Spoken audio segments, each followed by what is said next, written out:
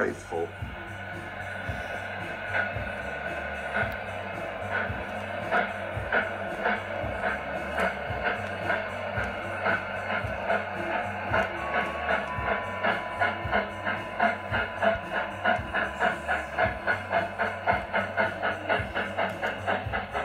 Sir Handel stayed shut up for several days, but one market day, Peter Sam could not work. He needed repairs. Sir Handel was glad to come out. He tried to be kind, but the coaches didn't trust him. They were awkward and rude. He even sang them little songs, but it was no use. It was most unfortunate, too, that Sir Handel had to check suddenly to avoid running over a sheep. "He's bumped us!" screamed the coaches. "Let's pay him out!" The coaches knew that all engines must go carefully at a place near the big station. But they were so cross with Sir Handel that they didn't care what they did. They surged into Sir Handel, making him lurch off the line. Luckily, no one was hurt. Sir Handel limped to the shed. The thin controller inspected the damage. "No more work for you today," he said. "Bother those coaches. We must take the village people home and fetch the tourists, all without an engine." "What about me, sir?" said a voice. "Skarloey!" he exclaimed. "Can you do it?" "I'll try," answered the old engine. The coaches stood at the platform. Skarloey advanced on them, hissing crossly. "I'm ashamed of you," he scolded. "Such behaviour! You might have hurt your passengers. On market day, too." "We're sorry, Skarloey. We didn't think. That's a handle. He's..." "No tails," said Skarloey firmly. "I won't have it. And don't you dare try tricks on me." "No, Skarloey. Oh, of course not, Skarloey," quavered the coaches meekly. Skarloey might be old and have dirty paint, but he was certainly an engine who would stand no nonsense. His friends crowded round, and the guard had to shoo them away before they could start. Skarloey felt happy. He remembered all the gates and stiles where he had to stop, and whistled to his friends.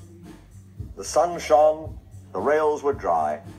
"This is lovely," he thought. But presently they began to climb, and he felt short of steam. "Oh, bother my tubes," he panted. "Take your time, old boy," soothed his driver. "I'll manage. I'll manage." He wheezed, and pausing for breath at the stations, he gallantly struggled along. After a rest at the top station, Skarloey was ready to start. It'll be better downhill, he thought. The coaches ran nicely, but he soon began to feel tired again.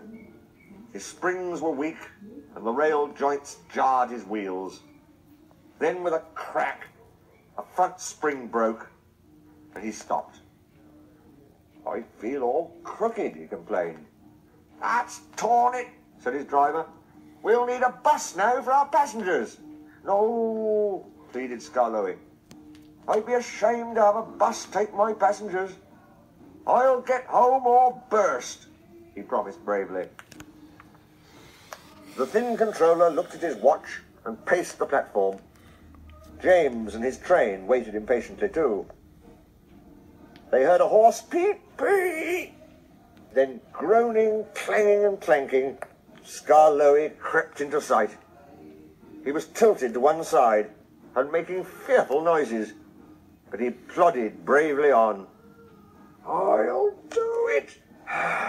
I'll do it!" He gasped between the clanks and groans. I've done it!" And he sighed thankfully as the train stopped where James was waiting. James said nothing. He waited for his passengers and then respectfully puffed away. "You were right, sir," said Skarloey to the owner that evening. "Old engines can't pull trains like young ones." The owner smiled. They can if they're mended, Old Faithful, he said. And that's what will happen to you. You deserve it. Oh, sir, said Skarloey happily.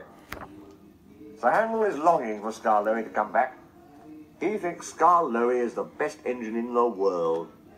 He does his fair share of the work now, and the coaches never play tricks on him, because he always manages them in Skarloey's way.